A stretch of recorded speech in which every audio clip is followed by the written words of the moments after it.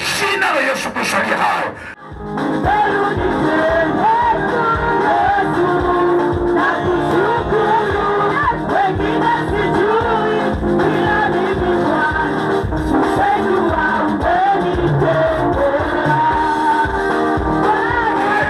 Yesu, ninaomba na kushukuru na kufungua sherehe hizi na kuzibariki katika jina la Mungu Baba, Mungu Mwana na Mungu Roho Mtakatifu, na useme amen.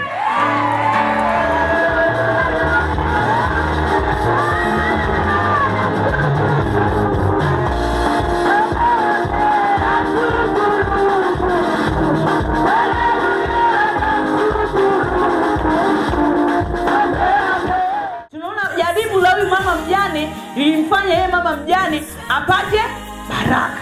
Kwa hiyo kumbe tunapokutana na majaribu, tusikate tamaa, tusivunjike moyo. Kataa kukatishwa tamaa na majaribu.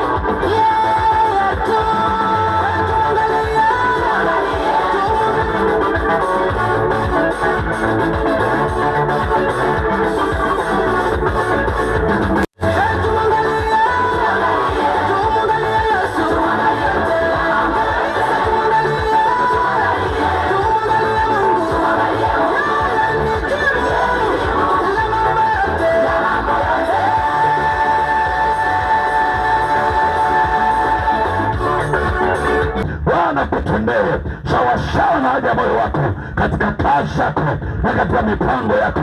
Natamka baraka kwa jina la Yesu.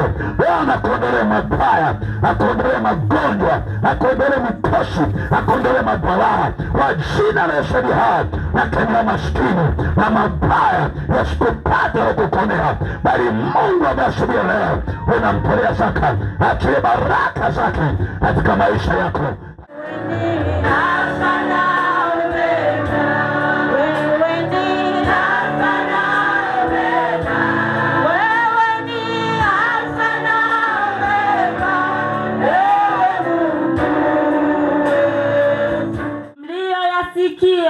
Mmeoni mkayaishi. Wapendwa washirika wa kanisa letu zuri la PLCC, Bwana Yesu asifiwe. Amen.